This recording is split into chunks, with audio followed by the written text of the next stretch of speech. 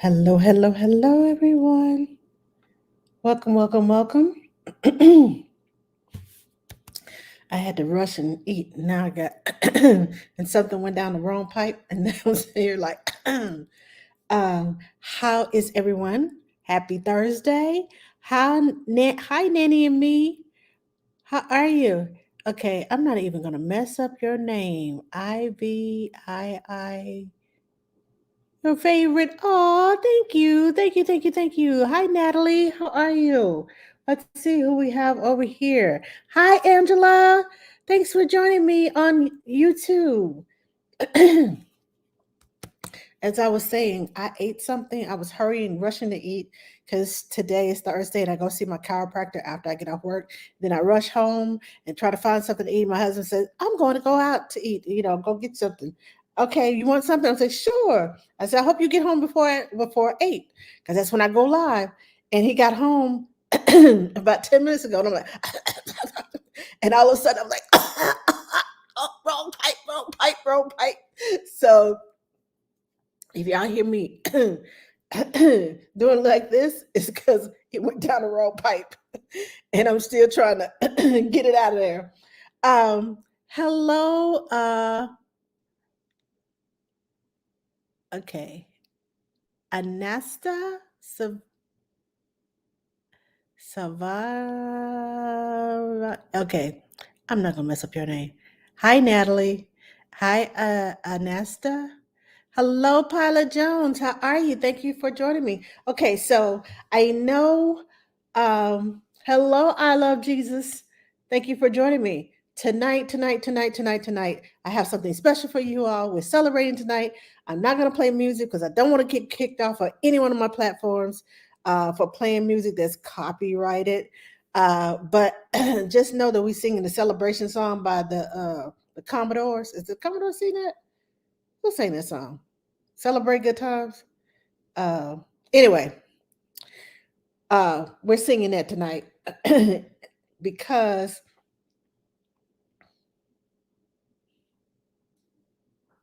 I'm sorry about my name. Don't be sorry for your name. That's the name that you chose. Don't be sorry for your name. Um, it's unique to you, and I always like to tell everybody I'm extra because I always do stuff, just a little bit more than what is really necessary. So yeah, don't worry about being extra. I'm extra too. So good Lord. Tonight I'm doing a giveaway because when is it? Tuesday, the 15th marks 1 year that I have been on TikTok. And I cannot believe that in 1 year I have 153, almost 154,000 followers. So I am celebrating tonight. Also, I'm celebrating the growth of my Instagram page. On Instagram, I went from like 1,600 followers uh, last October, and I'm at like 25, almost 2,600 followers now. So I am celebrating. I'm celebrating. Okay, so what we're going to do, hold on, let me find my pen. Okay, hold on, let me reach it. I'm going to write this down right quick before I even get started. Um, all right. So if you want to participate in the giveaway, I just wrote the number down. I need a number between 1 and 20. One number between 1 and 20 if you want to participate in the giveaway. Everyone who gets the correct number wins. I don't know what you're going to win yet, but everybody gets the correct number wins. Those of you who have won things before with me, you can testify as to, if you enjoyed your gift. So, a number between 1 and 20, put it in the comments. Choose a number, type a number between 1 and 20 and put it in the comments if you'd like to participate in tonight's giveaway. Now, tonight I want to talk to you right quick about something. And if you have questions, please put your questions in the Q&A box, because is this international? Yes, it can be international. Yeah, I'll figure out a way to do that. Okay, yes, yes, it can be international.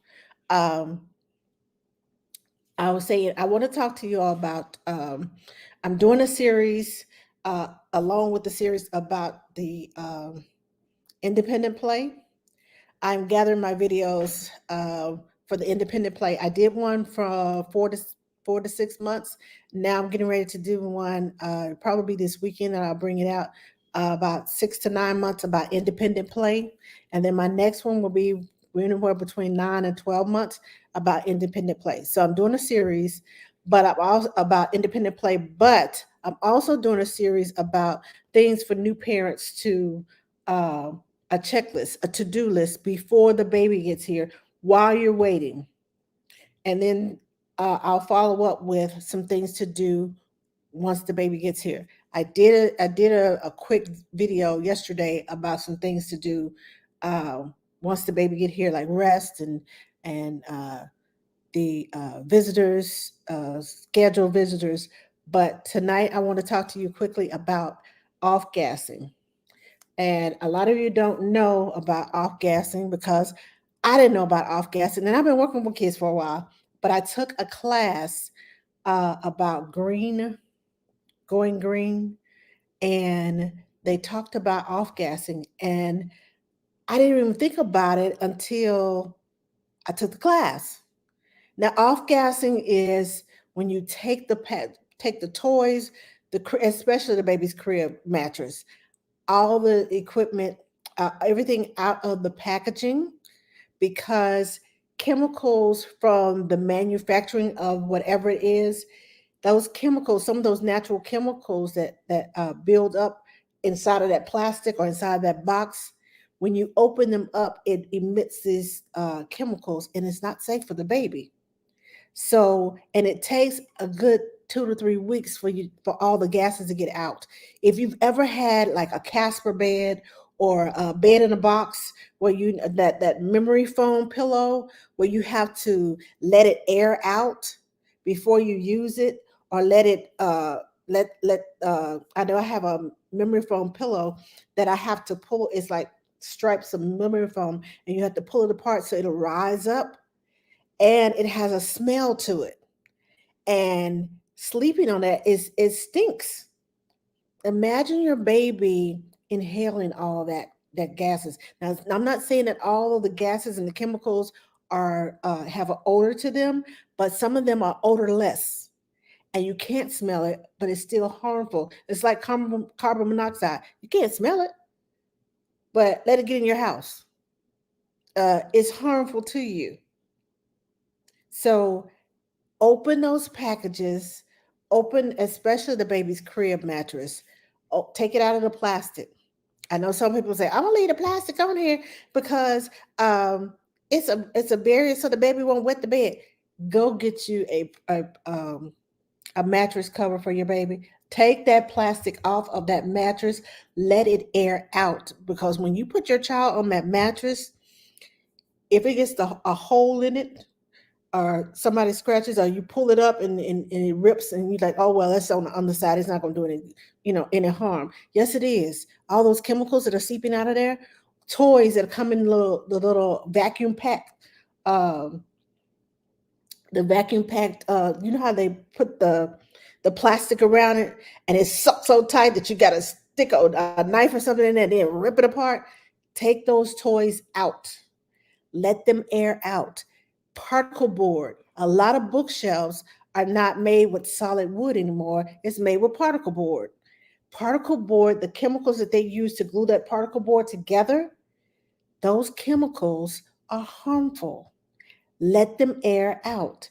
They wrap it up in this plastic and they bring it to you. Yeah, brand new. Let it air out. Get it aired out. Turn the fan on. Get a ventilation system. Uh, let the windows open so it can air out. And the off gassing occurs. mostly in humidity areas and in the hot weather. A lot of gases are emitted from like the couch. You get a brand new couch, and you know how you get that new car smell, you get that new furniture smell. Well, that new furniture smell that you're so proud of, yeah, it's got harmful chemicals that are emitting, and it's a natural. It comes naturally with the fabrics, but once it off gases, it's fine. But you got to get those initial off gases off so that it will not harmful. It may not affect you. Oh, that's just a smell.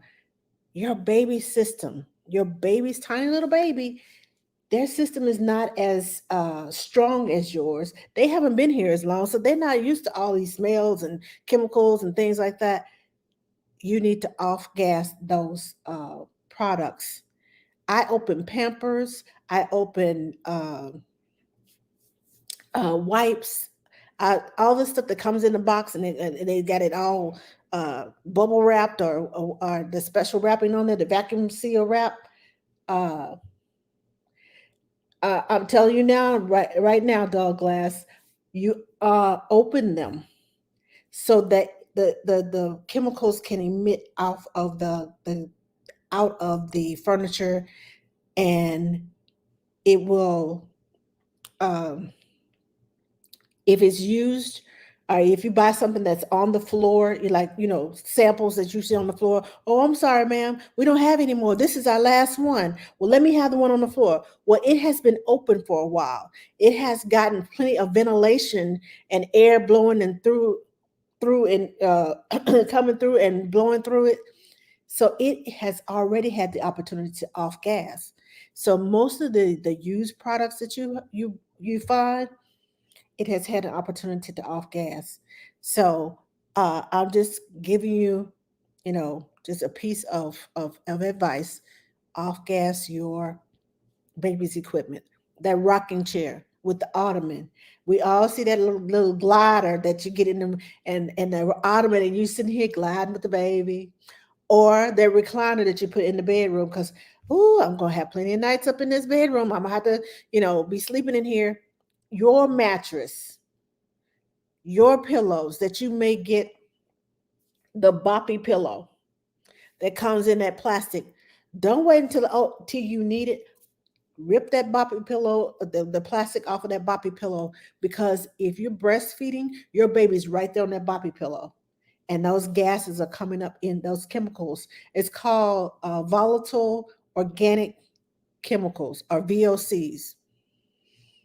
Uh, if you want to look it up on the internet and look up VOCs, or volatile organic chemicals.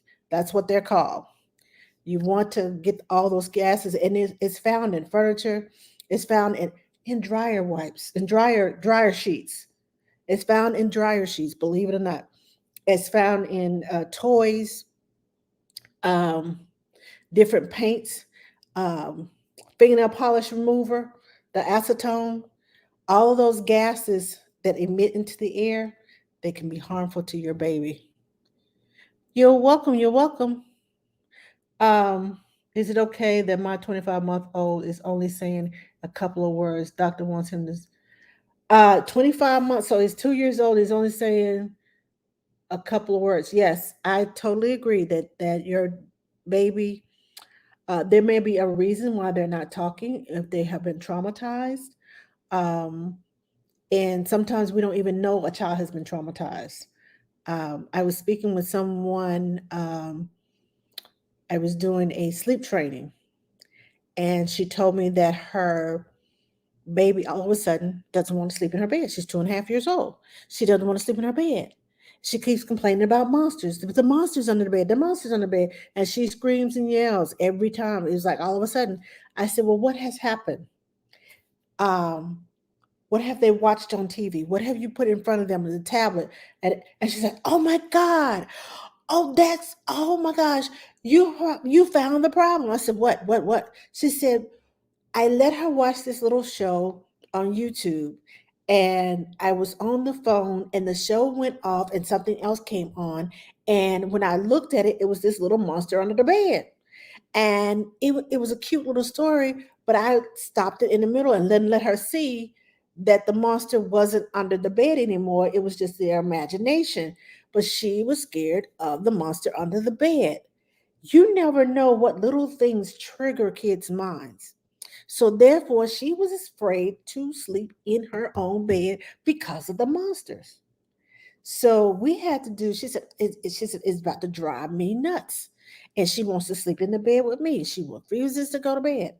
So little things trigger things. Sometimes kids don't talk.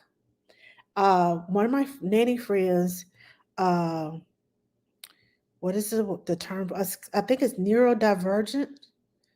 Neurodivergent. I think that's the term. Uh, don't quote me on that, but I think it's neurodivergent. Some kids are neurodivergent, which means their brain processes things differently. And last night in our clubhouse meeting with the nannies and the coaches, one of the coaches said, I didn't talk until I was 4. It wasn't that I couldn't talk, it wasn't that I couldn't make sentences. I talked to myself in my head, but I would not talk out loud to other people. And it was because of something that was going on in her brain personally. So yes, I would suggest that you get some help for your child. If that's what your doctor suggests, your baby is 25 months, 2 years and a month old, and not saying anything, it doesn't have very, very few words, I would suggest that you go and seek help because there could be a number of things that's going on with your child. And I would hate to tell you, oh no, they don't need help. They don't need to. No, if your doctor suggested it, then your doctor knows better for your child than I do because I've never met your child.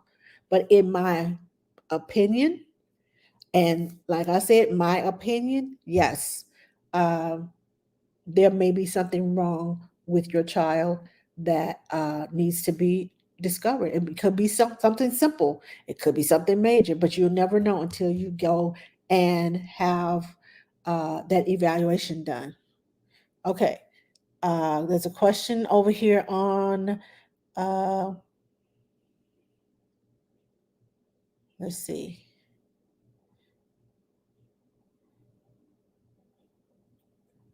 I'm trying to read the questions. It keeps popping up. Question: my daughter is 13 weeks, exclusively breastfed, and still wakes up every 2 hours. Is that normal? She's also swaddled. She doesn't roll yet. Okay, so if she's 13 months old, she's swaddled, and she wakes up every 2 hours. If she's exclusively breastfed, uh, does she? How much does she drink? Do you give her have you pumped to see how much she drinks? Because she may not be getting enough every time she eats. Also, uh, does she latch well? And if she's just starting to latch, does she latch well when she is feeding? If she's not latching well, then she's going to have problems getting enough milk from your breast to fulfill her needs. And if she's not latching well, then you might want to talk her to a IBCLC, which is a board certified breastfeeding consultant, um, a lactation consultant can help you with that, and she will probably be able to tell you if there's a tongue tie or a lip tie. And because sometimes babies don't latch well when they have a tongue tie or a lip tie. Um, I doubt if she's still cluster feeding. If she's 13 weeks old, she's what, 3 months old now? Let's see, 12. Yeah, about 3 months old. I doubt if she's still cluster feeding. And do you feed her out of comfort?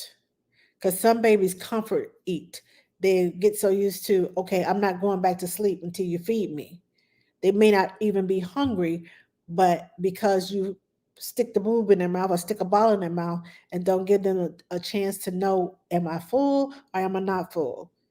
So some babies comfort feed and they may not eat a whole lot. They may just suck a little bit and then they get in the habit of sucking a little bit. because I'm just eating for comfort, not necessarily until I get full. So there's a lot of things going on there that could be going on there. So you might want to get talk to a lactation uh, consultant. Okay, she drinks 3 to 4 ounces of milk, and I have seen a lactation consultant, and they said my latch was good. Good, good. I think, wow, I think it's comfort. You're right. Yes, I've worked with several babies overnight, and it's not. Uh, it's a comfort thing. I just want to be up on the mama, and I just want to just they want something in their mouths. Have you tried a pacifier? Because that's how I end up sleep training babies to sleep 12 hours by 12 weeks. Because, like I said, a lot of times it may be comfort and not necessarily a uh, I'm hungry. Hey, how are you doing today? Hi, Malachi. How are you? Thanks for joining me. Okay, so for those of you who just joined, we're having a giveaway tonight. Choose a number between 1 and 20. Put the number into the comments, and at the end of the night, I'm going to search, and everybody who has gotten the right number will win a prize. uh, I haven't decided what prize I want yet, but it'll be worth it. So like I said, numbers 1 through 20. Write a number into the comments, 1 through 20. And if you aren't present, I'm going to be writing your name down, so I'll be contacting you. Um, although on, I think it's on TikTok. If we're not friends and following each other, then we can't send each other messages, and that may be a problem. So you might want to stay. So, uh, hello, Dorita. How are you? Okay. So let me go back up here. I have questions over here on TikTok. Hello, Carola. How are you? Hi, Lucretia. Thanks for joining me. Uh, thank you, Chantel, for sharing my video. Thank you, thank you, thank you. He's been choking me, and he's been checked for hearing stuff. Okay. Um, have you tried looked into sign language? If he's not talking yet, sometimes a way of communicating can be through sign language, and it encourages them to talk. I'm a baby sign language instructor, and a lot of the children that I teach all of my kids baby sign language, but I talk as I sign. So I give them the sign and the words. So if they're not able to say the words, they can or mumble the words. They have a sign to communicate. They have a way to communicate with you without actually talking. It's not to say that you don't want to encourage them to talk, but it gives them a way of communicating and less frustration by being able to communicate and tell you this is what I want. If I want a cracker, if I want an apple, or just some water, it it enables them to communicate with you and tell you what they want. How do you see my number? Yes, I see your number, Malachi. I see your number. Okay, so if he's been checked for hearing, speech therapy, it could be uh, a lot of kids. I know I've worked with several kids that have sensory issues, and some of those sensory issues keep them from talking. They only eat certain foods, and their diet is like this limited. Where it could be way out here, that is this limited because of the sensory on their tongues. So talk with a speech therapist, and they have suggestions as to how to get your child to talking. They may suggest doing sign language to get your child communicating. It's never too late to learn sign language. So give it a try, because that's um, at 2 years old, they should have more than two or three words. Can you give me a nice way to reiterate to parents they can't bring their kids, they can't bring their kids into, is it into daycare? Are you saying that, let's see, Shakira, are you saying that they have to check them at the door? They can't come past a certain point? Um, or hold on. Let me see if there's a second part of that. Okay. How to read, how parents not to bring children to daycare if they that are ill. Ooh, girl, that's an age-old problem. I used to work in daycare, and we had signs up. We had parents who had patterns of giving their children Tylenol and then bring them to the school day because they'll be just fine right until about 9 o'clock when that Tylenol would knock them out, and then they wake up and burning up with fever, and mom and dad are nowhere to be found. Can't get a hold of you. Oh, I was in a meeting. You can reach me. Um, I know the director, after about the third time that a parent brought the same child in, uh, within like 3 weeks, the same child came back. She said, "Your child is not coming back until they can be cleared by the doctor, because it is one ill child can. It's just like COVID. One ill child can affect the whole classroom. Strep throat, head, foot, mouth disease, chicken pox, all those little childhood diseases. One child." And I know this because I have three boys and all three of them had chickenpox at the same time. That is not an easy task to take care of three sick kids. And nobody wants their child to get sick. And then some of these kids have younger siblings, so they pass on their stuff to the younger siblings. Or the kids at the daycare, they don't get it because their immune system is used to all that, but they take it home and everybody at home gets it, but the child that was exposed to it doesn't get it. So you need to have your director back you up, first of all, have a protocol in place. Most daycares, I'm sure you probably do, have a protocol in place, send a note home, give warnings, and let them know your child was sick today. They may not come back until they are free of fever without medication, and because they are sick today, oh, okay, it's Wednesday. They can't come back until Friday.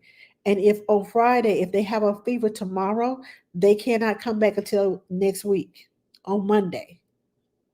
So if baby went home early on Wednesday, they can't come back until Friday. And if they still had a fever through Thursday, they can't come back until Monday. See, ask your director to back you up on that, and just politely tell parents we cannot accept children. They put everybody at risk. They put the teachers at risk because my immune system is not used to all the germs that are in the daycare. I worked in 4 different daycares. Every time it took 3 days. Whatever was going around, I had gone around recently in the daycare, I got it. And I felt bad because I'm like, I'm here for 3 days and I'm out sick because I either have a fever or the stomach virus got me, coming out of both ends, or something has happened and I end up catching it. So make sure that you reiterate and tell them we have a strict sick policy for our children. And maybe you need to talk to the director and tell them they need to come up with you need to go to the doctor and get a doctor release. Especially for the habitual people who bring their children in habitually sick or doped up on medicine or Motrin or Tylenol and say, oh, they're not sick. I had a child who had allergies, and the school used to call me constantly because the wind could blow wrong and his eyes would puff up red. He was that allergic to fresh cut grass and tree pollen and all these. his eyes would puff up and they called me. He has pink eye. You need to come get him. He has pink eye. You need to come get him. Like he does not have pink eye. I take him home, wash his eyelashes, wash the lower inside of his eyes. There you go. Johnson and Johnson baby shampoo. A simple fix, and it was done. And so I got to the point where they called me. I go up to the school. I sit in the nurse's office with him. I bring my stuff because they if unless it's in a prescription, unless it is a prescription medicine or it is within, it has to have all the original prescription, who the doctor is, the phone number, the pharmacist, or whoever prescribed the medicine. If it's not in that type of container, I can't leave it at school. Very simple. One drop of Johnson and Johnson's baby shampoo on a wet cloth and wash his eyelashes, wash the inner his lower eyelids, on the inside of his lower eyelids. It took the redness away, it took the swelling down, and he was fine. So I used to have to go to the school, sit for 30 minutes, wait for his eyes to go down, and him to go back to class. And I had to, I was a parent too, so I understand.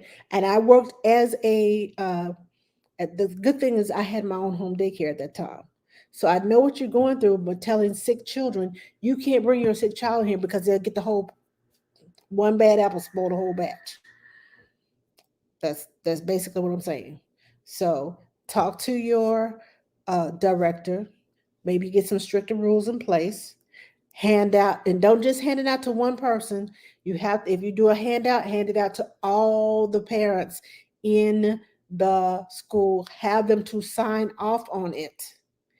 That's one of the things that we need to do is have them to sign off on things so that you are responsible for reading this. You signed off on it, so it is legal and binding. You read it. You're supposed to abide by it. So when I tell you you gotta come get your kid because your child is sick, and you tell me no, why I have to do this? You signed off on it. Whether you read it or not, you signed off on it. We have your signature on this piece of paper that said this is our new regulations, and you signed off on it. So come get your child. I don't say it like that, but you know what I'm saying. Do you have your own daycare? I had a home daycare uh, for. Oh, you're asking somebody else. I'm sorry. Uh, yeah, I had my own home daycare for about 10 years. So yeah, so I know exactly what you're. I had to be my own director, teacher, cook, bottle washer. I was it. But yeah, it can be hard.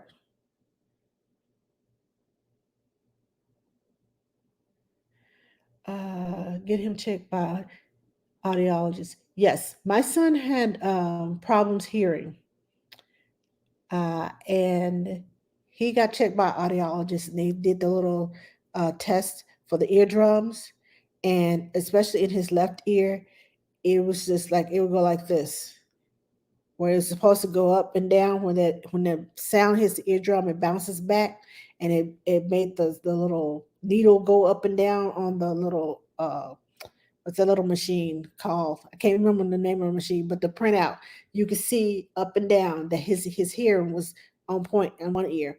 In the other ear, it was like it just barely moved because he was backed up with fluid. Have him checked out because earaches can be painful. Uh, the audiologist, the ear, nose, and throat doctor. It could be something wrong with the tonsils. Did you have his tonsils checked? It could be something wrong with his adenoids. Um, I've had both. My children have had adenoids taken out and tonsils taken out. So leave no stone unturned when it comes to your baby. That's just my philosophy. I leave no stone unturned, and if I feel like I'm not getting uh, the care that I need, or you just put you know uh this woman crazy. She always bring this child here. I always complain about something that he's sick and so whatever. If you're gonna treat me like that, I'm going to somebody else. There are many more doctors in the world. And if my child is sick and I feel like he needs more care, or I feel like you're not giving me the care that I need, I'm going to somebody else. I'm getting two or three different opinions. It's not going to be one and done unless I feel like you have told me what I need to know, or we have a repeat. And I had my child had uh, my cousin was a doctor, and I went to her first. And even though she was a doctor, I just didn't feel like I was getting what I needed from her. So I went to another pediatrician. I went to someone else. They sent my baby to the children's hospital. Glad they did, because he lost half of his body weight in 1 week. He was 6 weeks old. He had reflux that bad. So get your child checked, regardless, as to if you don't feel like you're getting the service that you need, and you feel like there's still something wrong with you, or there's still something wrong. You have to be an advocate for your child. You have to be an advocate for what's going on in your child's world, because that doctor is not there with you every day. And 9 times out of 10, I guarantee you, the things that you see that your child are doing at home, they get to the doctor's office and they over here playing, acting like they ain't sick. Act 2 hours ago, you were just laid out like and had a fever. Now you get to the doctor's office and you acting like, oh, ain't nothing wrong with me. I'm good. What you mean? I'm not sick. 2 hours after you get home from the doctor's office, they laid out again. Oh, I'm sick, mama. I'm sick. I'm sick. And you feel the fever, and you up all night with them throwing up, or having pain or whatever. I'm sorry, y'all. I got something in my oh, I have a hair in my eye. I apologize. Okay, I think it's gone. But be an advocate for your child. I can't say that enough. Be an advocate for yourself and for your child. If something is going on with you, please be an advocate for your child and for yourself, or whatever family member you're taking care of, and you feel like you're not. I've been there and done it with my mama. She had lung cancer, and the doctor kept giving her Robitussin. Oh, it's just a cough. Oh, it's just a cough. But she had a history of breast cancer. She was in remission for like 11 years. But it came back in her lungs for 3 weeks. That Robitussin, that prescription strength Robitussin wasn't working. So we got to talking as kids, me and my brother and sister, something ain't right here. And this Robitussin ain't working. And she's getting worse. And he won't refer her because she was a retired teacher. And the doctor would not refer her to, the oncologist, because she had to have a referral because of the way her insurance was set up, wouldn't refer her. So we just went to him and took him out to the side. Okay, look, you either gonna give her a referral, or we're gonna take her over there ourselves, pay for it, come back, sue you if they find something wrong. He got busy writing the letter out. 2 hours.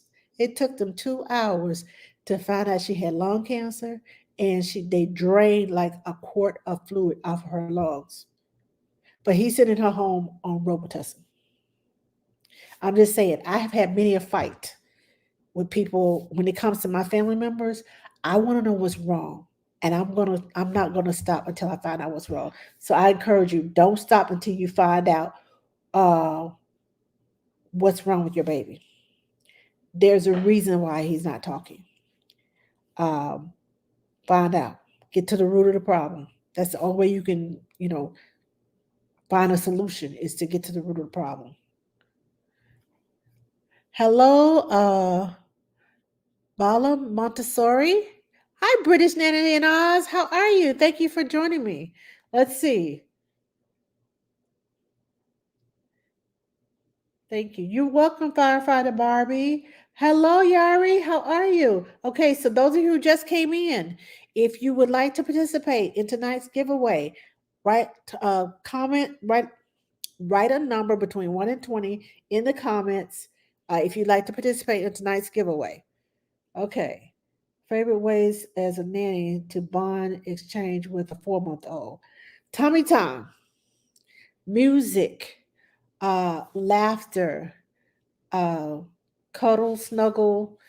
Uh, 4 month old is a period of awareness. They're coming out of that newborn stage and they're getting into that rolling over and uh, just starting to move and wiggle and trying to get control of their bodies. Tummy time is one of the best ways to bond with the baby when you're feeding them. That's one of the best times to uh, to bond with them. Talk to them. Don't just, okay, here's your bottle. We're done. Come on, Burp. Talk to them. Sing songs with them. Get on the floor and play with them. Uh, read books to them. Find out. I play music and I take their little toes. Like if we do wheels on the bus, I take their little arms and I just kind of move their little arms, or I take their little feet.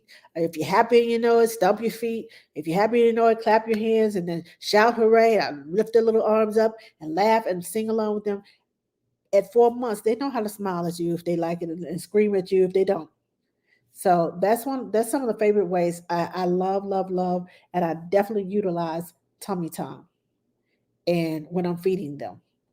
Those are the two favorite ways that I like to communicate and bond and engage with a 4 month old. But while you're engaging, also remember independent play because that's the right age for them to start learning how to do independent play where you don't have to be with them. You can be in the same room with them, but not in their face all the time. Let them learn how to explore their surroundings by themselves. Okay. Best first foods to start with. Avocado. Hello, Sketty. Is it Sketty Head? Uh, I like starting with avocados. Avocados have it's bland, it's mushy, but you have to wait on it to get mushy. Don't just send it through the food processor or the blender. If the avocado is naturally hard, it's gonna be bitter. It's not gonna taste well. So wait on it to ripen. And I have found the quickest way to ripen an avocado is put it in a paper bag and put it in a dark, cool place. And in a day or so, it will start ripening up for you instead of putting it out on the counter in a fruit bowl or in the refrigerator. I leave mine, put mine in the bag, throw it up in the pantry because it's dark in there all the time, and it ripens up quicker.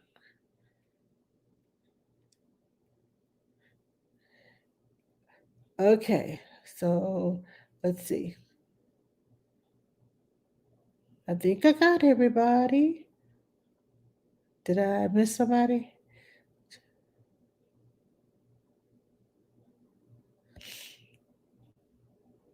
Okay. I got one new message. Thank you, thank you, thank you for the likes. Oh, okay, now they pop up. Okay.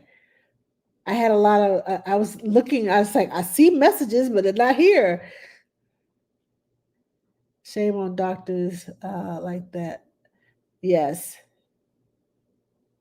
Hello, Moment for Change. How are you? Thanks for joining me. Love your content. Thank you, Lotus. Uh,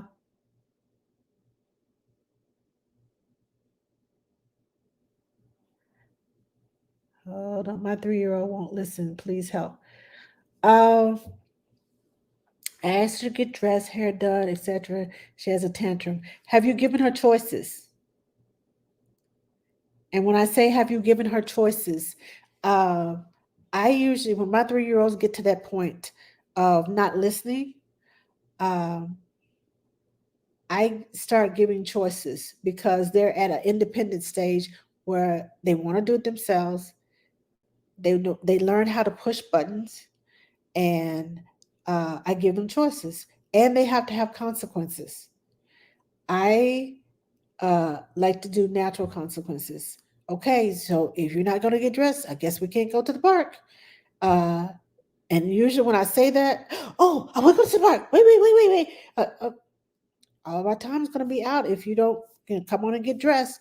natural consequences of we don't have time because you didn't get dressed. Uh, it helps them, and they will have a fit and they will cry. Okay, so what we're gonna do next time, so we'll have enough time to get to the park and go have fun and play with our friends. We're gonna get up, we're gonna get dressed, and then we're going to, have a routine. I also like doing charts. Um, one of my families that I work with, she worked with autistic children and children with special needs, and she had this like little square chart, and it would say what they did. It had like a little uh, brush, a toothbrush. So me, when you get up out of bed, it had like a bed, and then toothbrush, and then clothes, and then breakfast, and then the next it had the park. It had activities. What do you want to do today? These are activities. Do you want to go to the park? Do you want to go to music class? Do you want to go to? It had several different activities that they could do, and several different times. So they got to choose the times and put the chart together. And because they got to put the chart together, it was their choice. Also, um, I used to buy. I may be dating myself. I used to buy the what do they call granimals from Walmart. And then, the granimals are like pants and shirts that have the same little animal tag in the back. So the giraffe matches the giraffe, and they had several different choices for the giraffe shirts and several different choices for the giraffe pants, but they all kind of interlocked and matched one another. So you can put this giraffe shirt with those giraffe pants, and they match. Or you can put this gorilla shirt with that gorilla pants, and they match. Or you can put this zebra shirt with that. I always bought matching clothes. I always bought white underwear for my boy. I'm all boy mom. I always bought white underwear, white socks, white underwear, white t-shirts. Okay, you don't have to decide. I wanted a black shirt. I don't want a red. You got a white t-shirt and a white t-shirt and a white t-shirt. That's the only choice you get is a white t-shirt. So you put your t-shirt on, and you can choose your clothes. Now, if you know you're going somewhere special, when you start giving them choices, you can wear this or you can wear that. I choose four or five different granimals, uh, four or five different giraffes, four or five different giraffe pants, four or five different giraffe shirts, and I lay them out. Which one would you like to wear? If they feel like they have choices, they're more likely to uh, feel in control. I got this. I don't. In other words, they don't have to listen to you because they're making the decisions, but it also helps them to later on in life make great decisions. If you let them start making decisions now, it also helps them later on to make great decisions.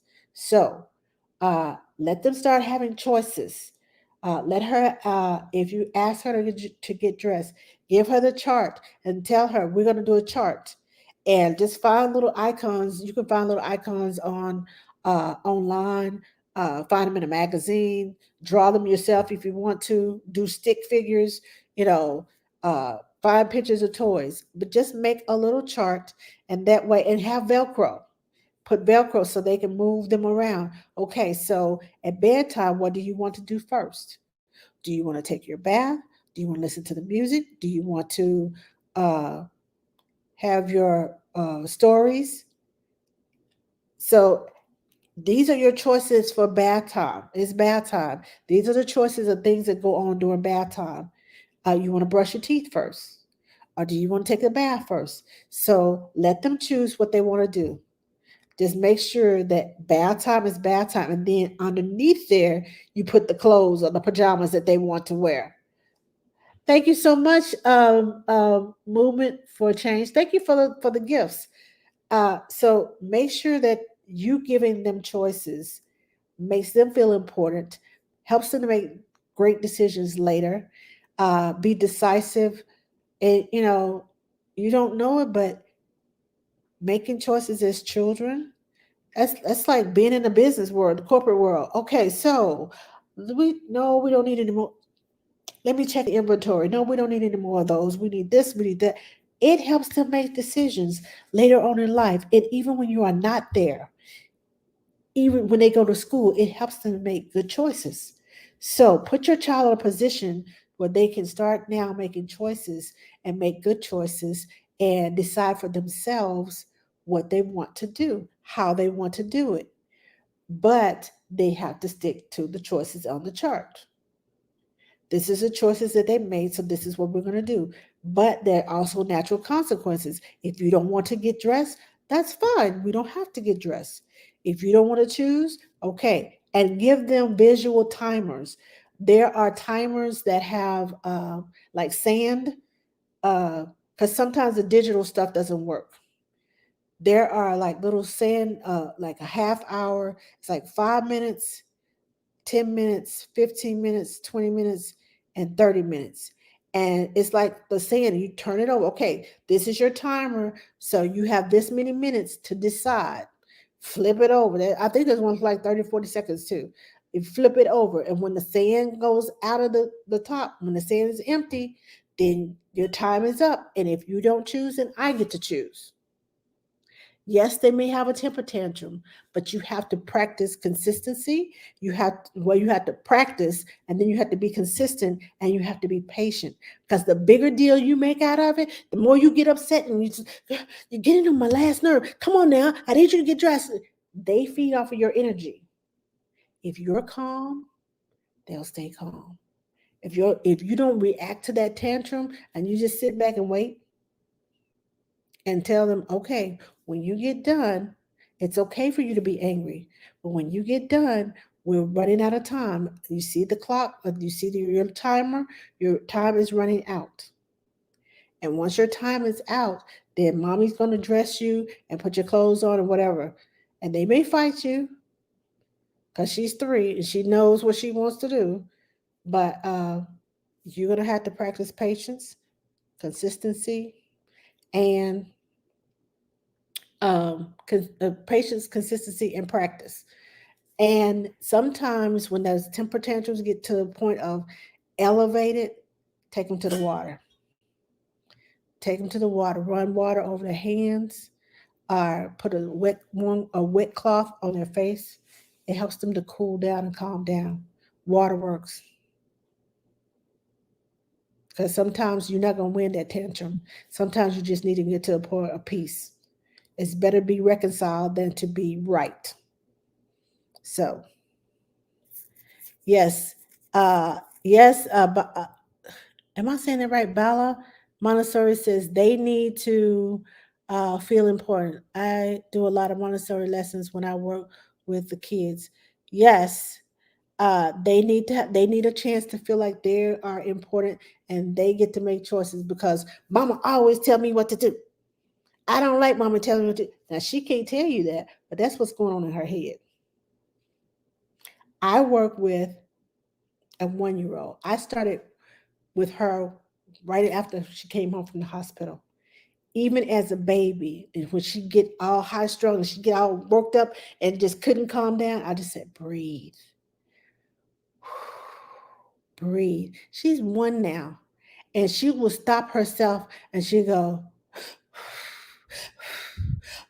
and it's the cutest thing, but she knows when she gets overworked, she just stops and breathes. And then it may not calm her completely down, but it calms her down enough where she can just think about what she's doing. And I tell her, okay, do you need to breathe? And she stopped, look at me.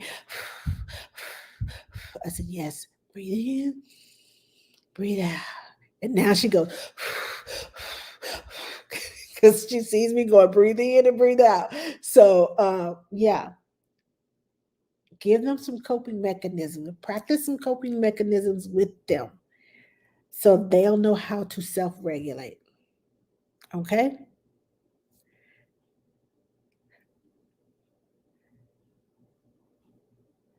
Let's see. Shame on the doctors. Oh my goodness. Amen. How do you establish? How do I establish a home daycare? Okay, so children are my calling. Um, so it was easy for me because I used to babysit. And then I started taking people with, well, can I drop her off at your house? Because we're doing this. And okay, you drop her off at my house.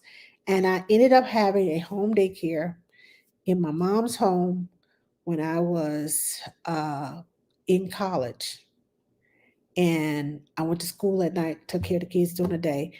And then when I got married and moved away, we lived on a military post, and then we had to take classes in order to have a home daycare because you had to have the standard of operations and all this stuff, and your house had to be inspected. But look into your local uh, Department of Children and Family, because if you want to have a licensed home, I think there's a licensed home and then there's a registered home, but it just depends on the laws in your state. Check the laws in your state, but check with the local Department of Children and Family or Social Services, and they will direct you as to how to build a home daycare. You have to have inspections. You have to have be CPR, first aid certified. It's good to have some classes that you've taken in childcare, or if you have a degree in early childhood education, or you've taken, at least that, what is it a CDC, a child development certification? I think that's what it's called. Um, Basically have some experience with children. That's what they're looking for. And sign up with the after you get inspected, they inspect your toys. They should give you a list of what uh, they're expecting to see. Toys that are age appropriate. It depends on the age and number, the age that you want to take care of, as to how many children you can have in your home at one time, which includes your own children, because my children were included in my numbers. Um, if I had one, because I was signed up with the, let me back up. I signed up with the USDA food program, which is a reimbursement program. Uh, you buy the food, you have to make menus, and you have to have a certain amount of vitamin A, vitamin K, vitamin C. They have to have milk, fruits, vegetables, meats, and we could have a breakfast, morning snack, lunch, afternoon snack, dinner, and an evening snack. It just depends on what time of day you had children there. I had a 24-hour, 6 days a week child care, a home daycare, but I was on a military post and I had a lot of single parents, which is why I had the 24 hours, 6 days a week, because in the military, they all, yes, Child Development Association. That's what I'm trying to say, CDA. Thank you, Angela. I knew it was CD something. It's been a while since I went to school for that, but yeah, a CDA, a Child Development Association. And it's like 90 hours. I want to say it's 90 hours of training, and you have a mentor that checks in with you. But yeah, that's right. That's it, Angela. But all these things, when I had a child in my home, I could count my children. If I had one child in my home and it was a Saturday morning, I could count, because I had three boys, I could count four children on my menu. So I got paid to feed my own children because I had a home daycare. And it's tax-free money. It's a reimbursement, but the way they reimburse you is like, okay, so breakfast is like $2.15, lunch is like $3.85, and snacks were like $1.10. But because I had so many different kids there, and you have to keep up with the number of kids that were there for lunch, for breakfast, and snacks, and evening snacks. Because I had all these kids, every time I could count my kids for two meals and a snack, or two snacks and a meal. And hold on just a second. Okay.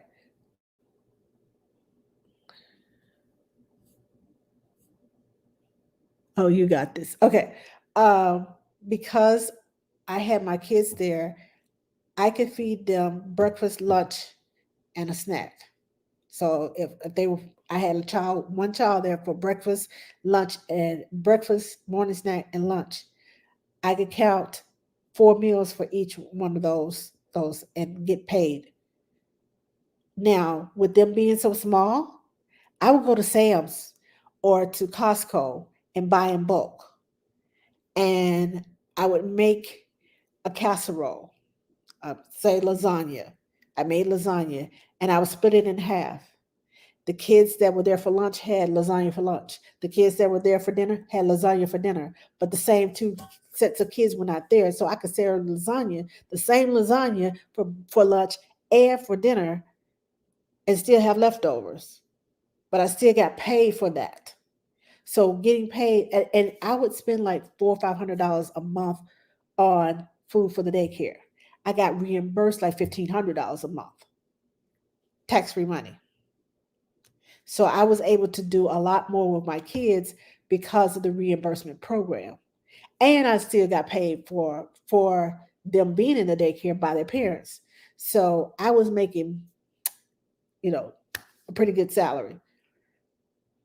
But I love, love, love my home daycare. But once my youngest child turned 10 and went to fourth grade, that's when I came out of the home and went into the classroom. And then from the classroom, I went on my own play group, and then I became a nanny. And that was back in 2001. I became a nanny. Yeah, so I've been a nanny for 20 years, but the 20 years before that, I was babysitting and had my own home daycare. So, but I love it. I love it. I love it. I love it. It takes a lot of your home. You have to put locks on things. You have to have certain logs for medicine, lock boxes for medication, uh, the bathrooms, the ratio, the space, the outdoors. You have to have all this equipment. But I didn't have to worry about getting all the equipment at one time.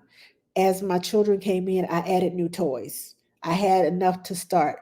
And as they came in, good night, Lucretia. Thank you for joining me. As they came in, I was able to uh, add more toys to the outside, add more toys to the inside, and I had a storage cabinet where I would take rotate the toys, come up with creative ways, things to do, come up with field trips to take the kids on. Nowadays, field trips may or may not happen because of COVID. But if you start a home daycare, oh, you have a home daycare. Oh, yay! I'm so glad you have a home. Yeah, it's awesome. I love my home daycare. How to make 11-month-old sleep in the bed with tears. Uh, my 3 words: consistency, practice, and patience. Have a bedtime routine. I like using the word, hold on a second.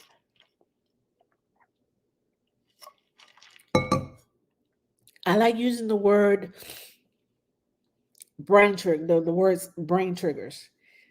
If you have a routine, your child knows we're getting ready to go to bed because we're taking a bath, the lights are down low, the soft music is playing. I have my books over here.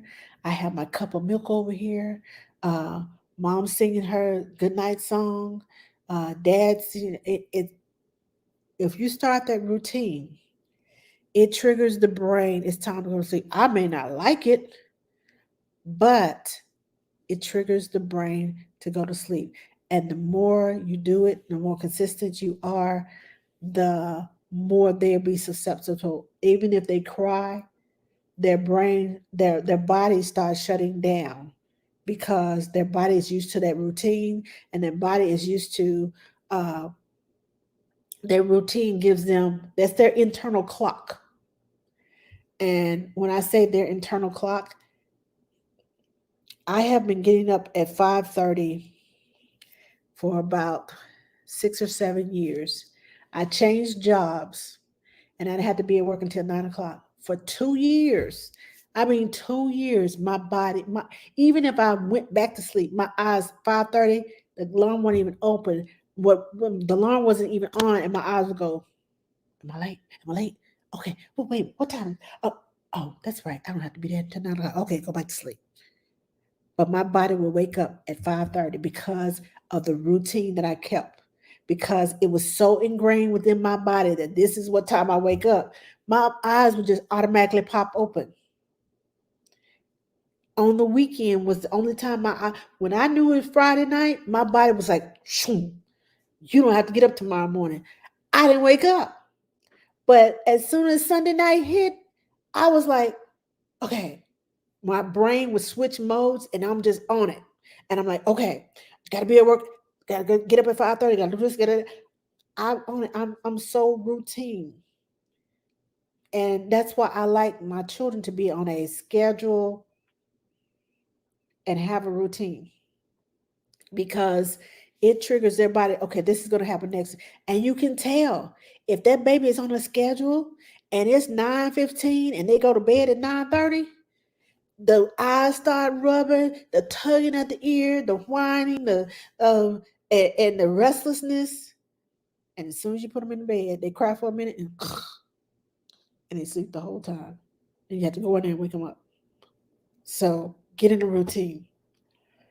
Establish a routine. Do it consistently, even if you have to write it down so you can remember what order you do it in. Write it down so it can trigger your baby's brain. It's time to go to sleep because your baby's almost a year old. It's time to go to sleep. And even with the tears, and as heartbreaking as it is, consistency, patience, and practice. And somebody just gave me some flowers or something. I thank you. I appreciate you. Okay, let me go over here to um,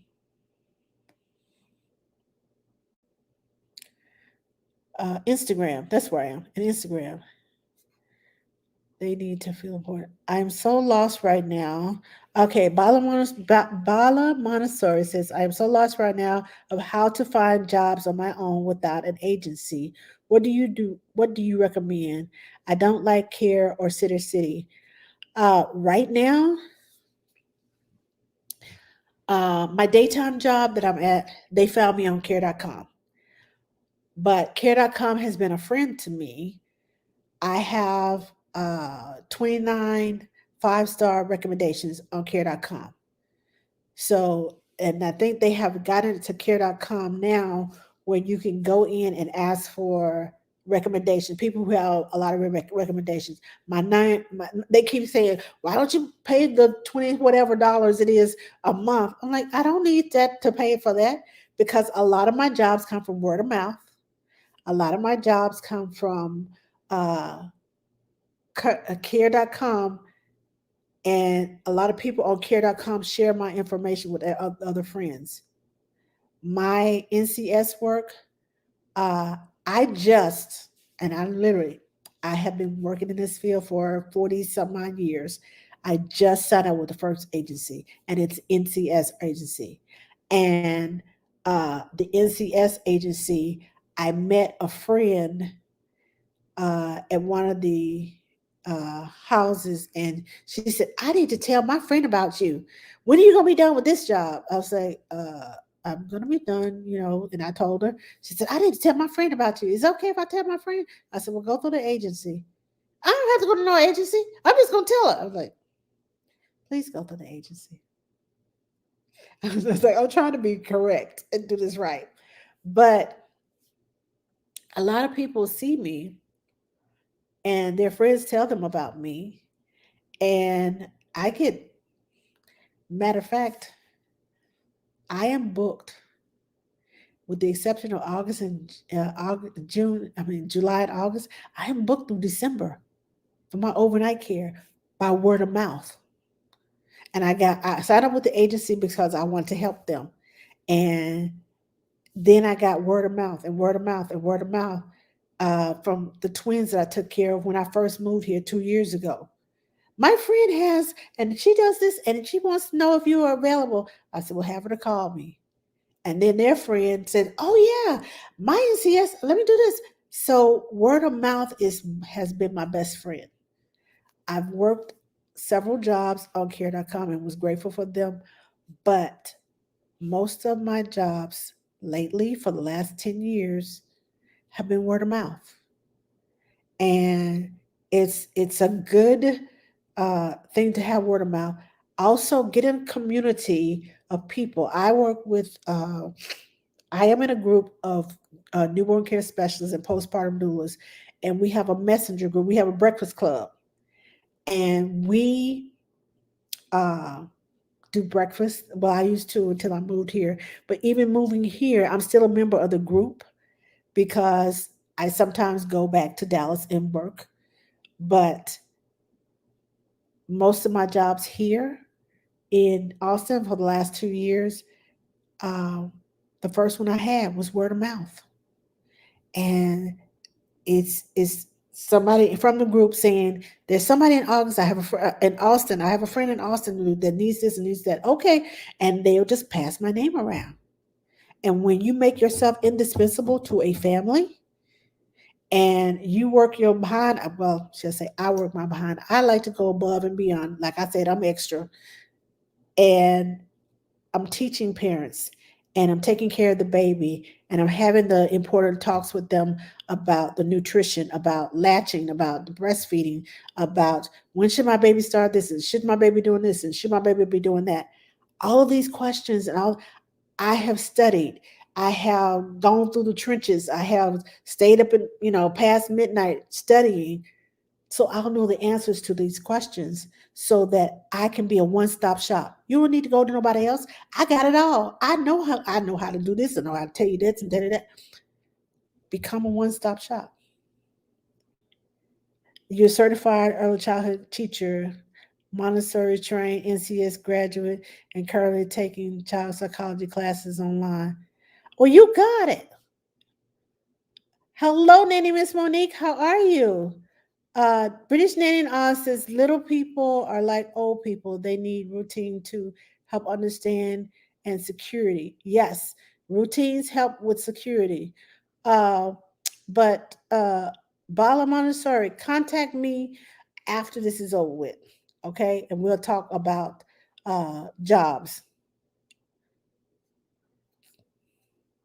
Let me see. I did pay for care so many times and I do have reviews on. Okay, well if you have reviews, I don't have many friends. It's hard, especially now when you can't see people face to face, but create a community.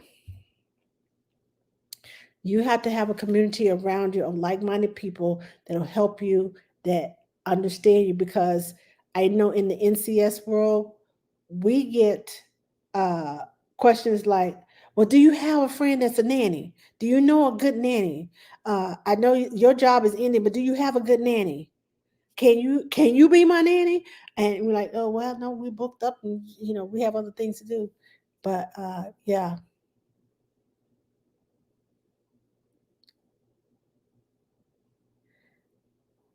but get with me so we can connect and get you attached to a community that's going to help you. Uh, Evian Monique says, "Hi, what pacifier do you recommend for EBF babies?"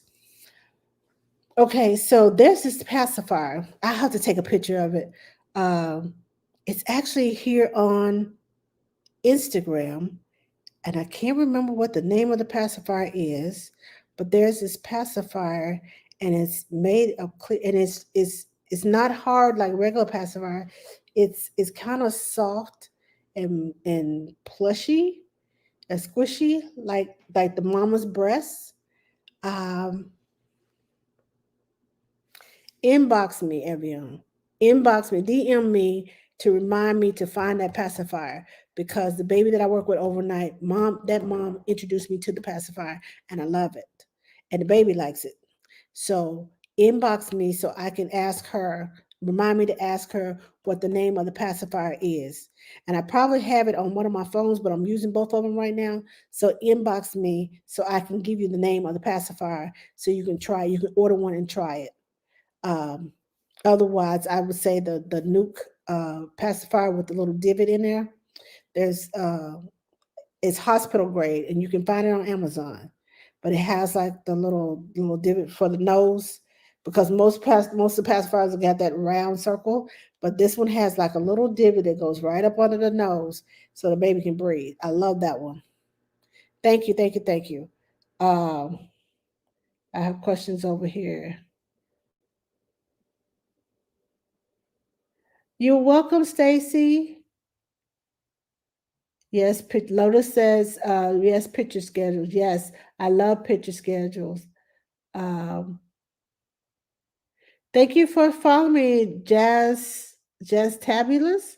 Thank you, thank you, thank you. Thank you for the roses. Movement for change. Thank you, thank you, thank you. My 3-year-old, my 3 and 6-year-old girls have to share a room, and bedtimes have been tough lately because they are playing. Yes, and that's normal. And you have to give them some grace because they're kids, first of all. And you have to give them some grace because they're not in there by themselves and have nothing. If you don't have anybody to talk to, you and the lights are out, yeah, you go to sleep. But if you got somebody, hey, what you doing up there? Hey, what you doing? Hey, it's somebody, they're going back and forth talking, and then the talking becomes laughter, and the laughter becomes, you know, a whole conversation, and then they start playing. Yeah, that's normal. And I know it's tough, but practice, patience, consistency. And if you're making a big deal out of it, guess what? They're going to make a bigger deal out of it. Oh, we're pushing our buttons. Let's keep talking. Yeah, let's see how mad we can make mommy. Let's keep talking. Yeah. Let me see. I have a question. How long will I be live for? Uh, at least for another 10 minutes. Because I'm gonna try to get off of here at 9:30 and get me some sleep. Because I worked overnight Sunday through Wednesday night. So um I need some sleep tonight. Hello, Stephen. Hey, big puppy. How are you? Thanks for joining me. Um, let's see. But as far as again, get them on a routine. If you have a routine already for them, bedtime, give them a certain amount of time to get all their wiggly jigglies out. If you give them a playtime, to quietly talk and play with each other, and give them a playtime so they won't feel like they got to sneak and do it.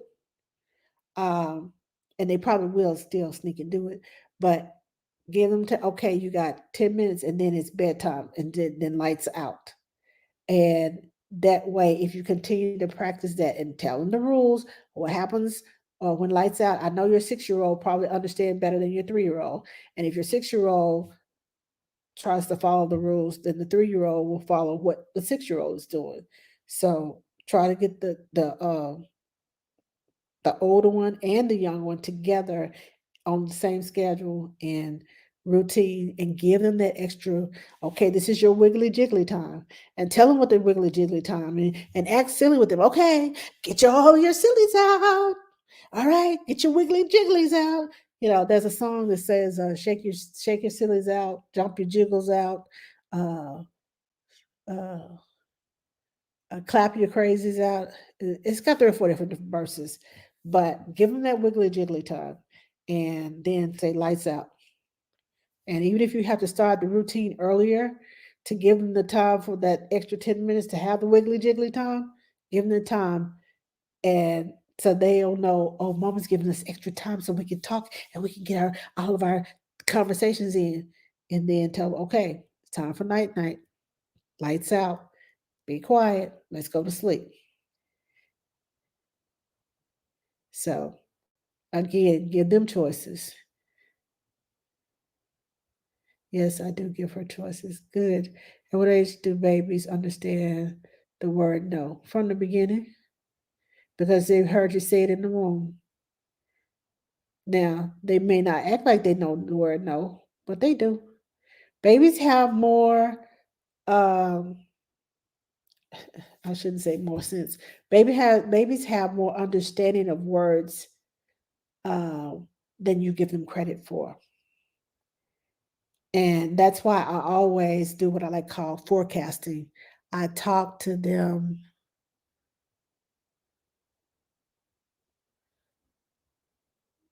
I talk to the okay. British Nanny and Oz, can you please stage? Okay.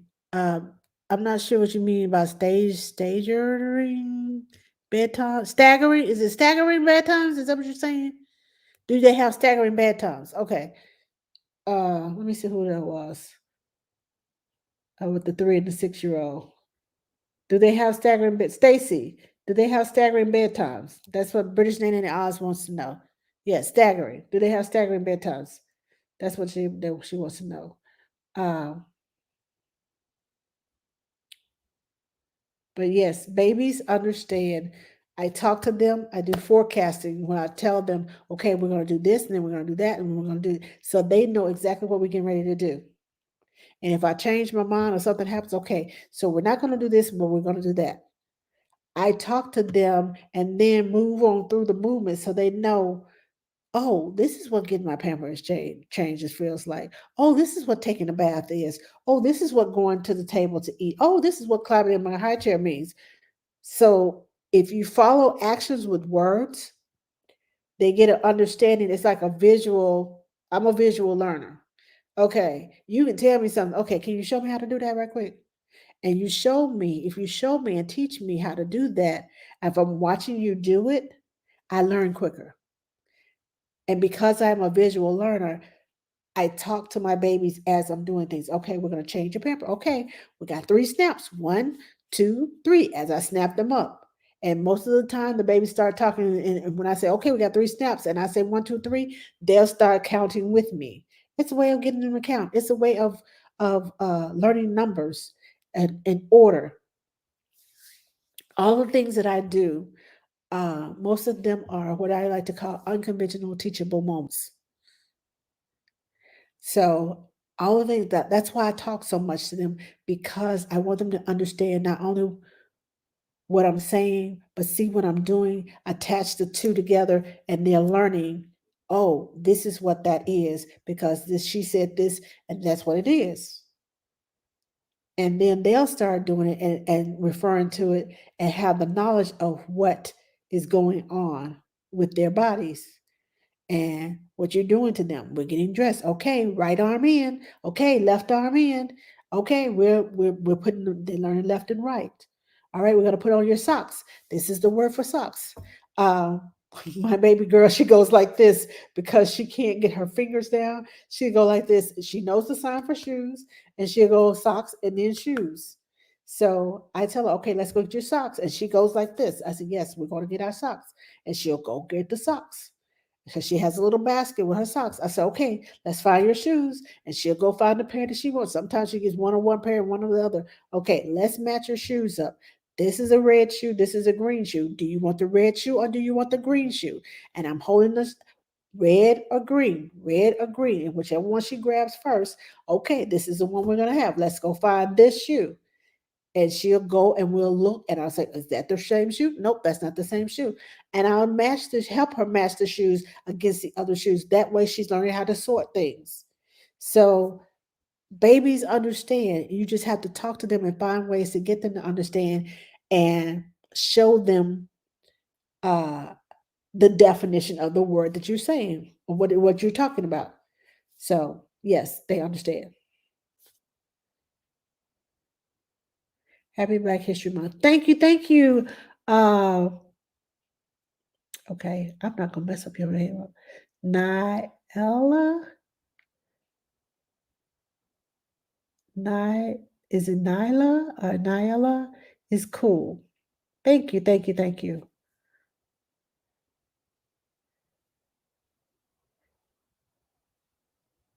Let's see. I was wondering 3 months.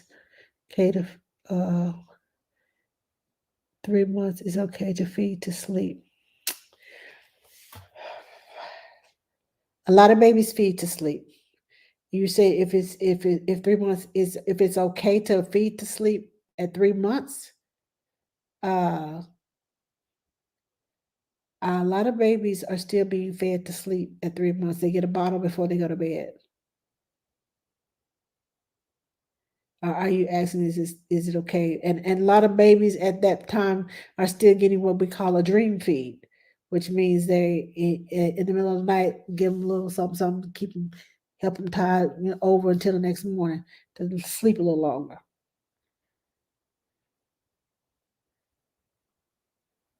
I wish I had your TikTok with my kids. Oh, thank you, Marilyn. Your TikTok. Let's see. Let's see. Hello, Sean. How are you? Uh, I'm not sure British name Oz. I haven't seen anything that says that she had staggering. Uh, okay, so ladies and gentlemen, final call. If you would like to participate in tonight's giveaway, I need a number between 1 and 20.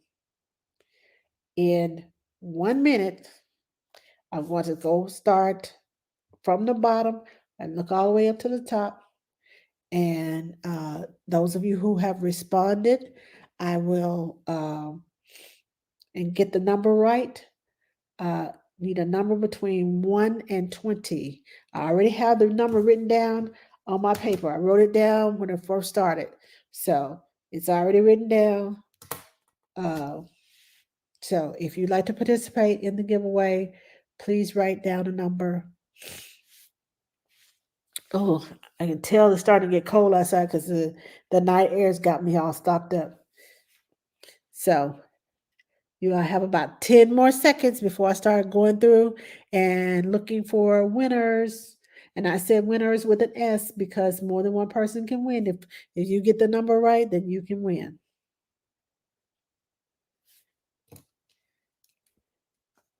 All right. Let me do the countdown. 10, 8, 7, 6, 5, 4, 3, 2, 1. Okay, I'm going to start over here on TikTok because I have more comments over here on TikTok to look through. All right, we have one. Let me write this down. Let me make sure I can read my writing while I'm writing it down.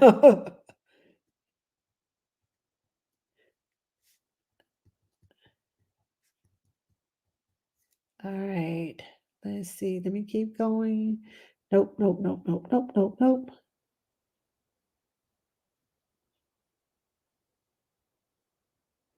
Oh, I'm so sorry to hear that. I only like my two cats and bunny. Uh, I'm so sorry to hear that. I know how you feel. I lost my dad about 3 years ago. Maybe 3 years ago in about 2 weeks. And I feel it every year that he's gone because he was my best friend. I'm so sorry to hear that.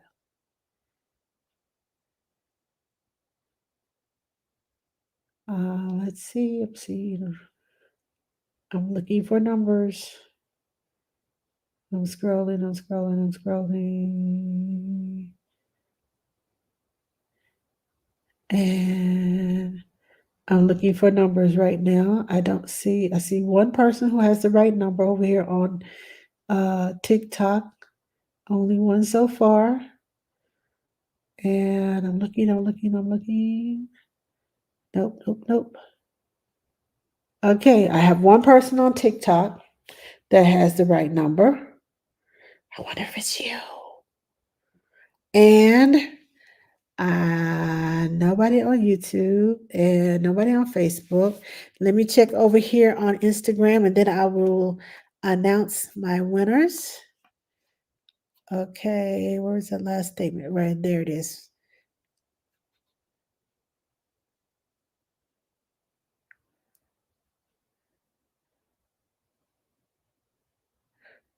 Okay, Malachi, you have 15 different numbers. I'm gonna go with the first number that I see for you. because you have 15 different numbers on here. Okay, let's see. Number. Oh, wait, hold up. This thing is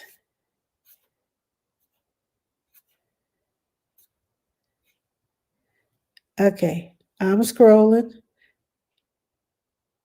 and I'm trying to find the numbers.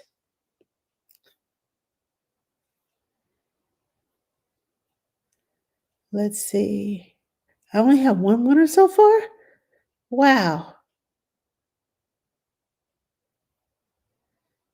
Oh, you have more, Malachi. You have more than 15 numbers. I see about 30 numbers on here. Okay, so I'm going with the first number that you chose. And wow, I have one winner so far. Nope. Okay, I have one winner, y'all.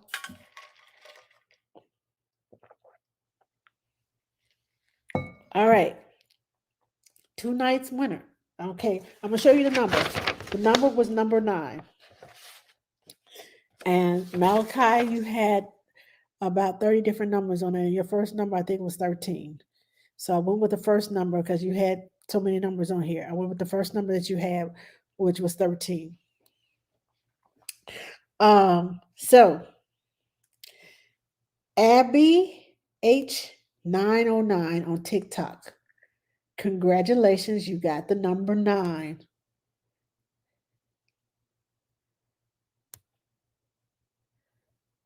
Oh, thank you, Moving for Change. Thank you for the crown. Thank you. I didn't even see that. I just happened to look back up here. Thank you. Are there any parenting books you can recommend? Yes, there's one by uh, Dr. Oz. And it's just a quick guide to all the things. Um, I think it's called. Wait a minute, hold on. Let me go and check. I think I had the book beside my bed. Hold on, let me go and grab it right quick because I refer to it all the time. Let me go grab it. Right quick.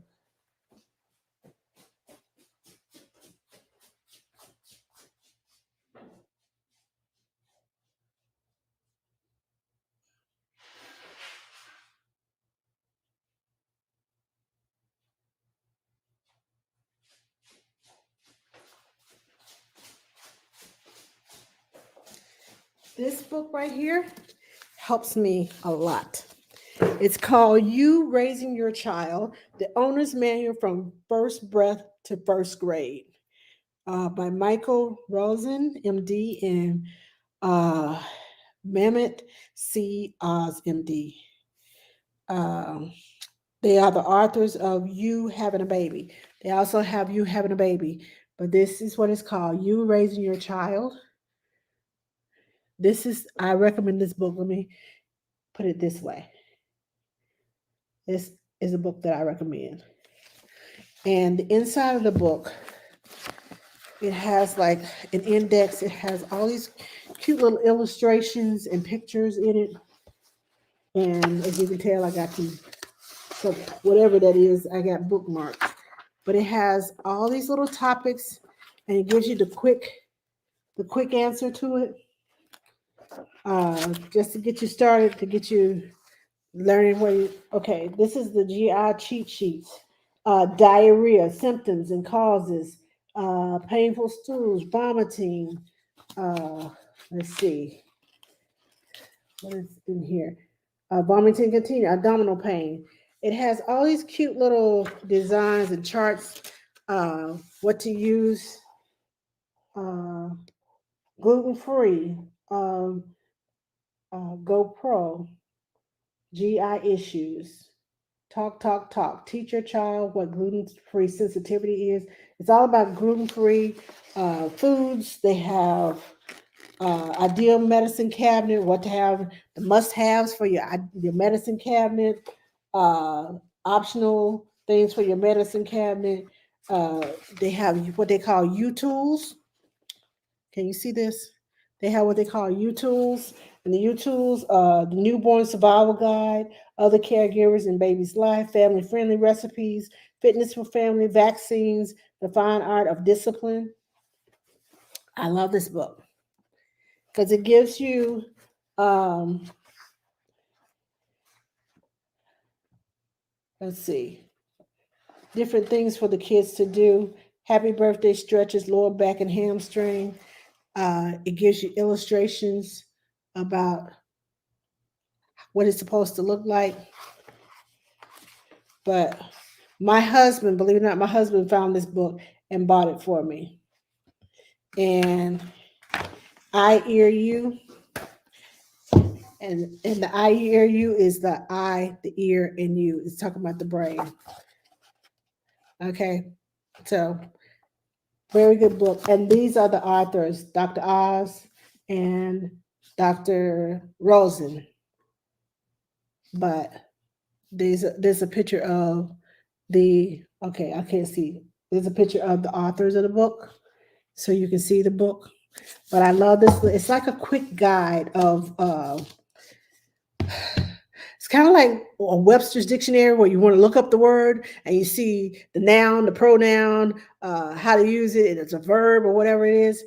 This is what this book is, from first breath to first grade.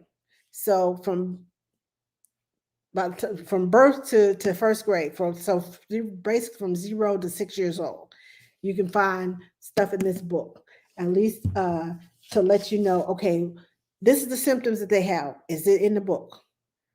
Dr. Google is good too, but I like to have there's something beside my bed to look at. And a lot of the things that I put out in my videos, I read in here and I'm like, how can I portray that into a video? How can I put that into a video so it's understandable? So, what is the number I chose? I chose number 9, Angela. Number 9 was the number I chose. It's right here on the paper. So, that is all I have for you tonight. If I didn't get to your question, I apologize. Uh, but right now, I got to do some self care. And self care is not selfish. So I'm going to let you all go. I'm going to go get me some sleep. It's the first night this week that I've slept in my own bed all night long. So I'm going to go and I'm going to go get me some sleep, spend some time with my husband. And yeah, and I will see you all next week, same time, same place. Thank you all, each and every one of you, for following me, for your comments, your questions, for your uh, just supporting me, for your gifts, for your tips, for, I couldn't do this without you. I could not do this with you. I couldn't do what I do without you. So I really, really, really, really, really, really, really appreciate you all. And thank you, thank you, thank you. And please share my content with your friends. If you want to give tips, you can send the diamonds or send gifts, or you can look on my profile. It has a little thing that says tips. You can tip me there. Um, I don't charge for this because this is my hard work. This is my passion. But if you want to contribute to the cause, buying stuff so I can, you know, put more videos out there, because I don't have a baby here at home, but I have a whole load, like 2 or 3 suitcases full of baby stuff that I use in my videos. And I'm continuously, looking for new things, new products on the market to show you and to tell you about, so that, you heard it here first, or you can, I test it out for you, show you all the little intricate parts, how you put it together, how you take it apart and all that good stuff. So uh thank you, thank you, thank you so much. And I will see you all next week. You all have a wonderful week. Do something for yourself special this weekend. I don't care if you just go buy ice cream cone. Do something special for yourself. And I will talk to you all later. Have a good weekend. Let me close out. There we go.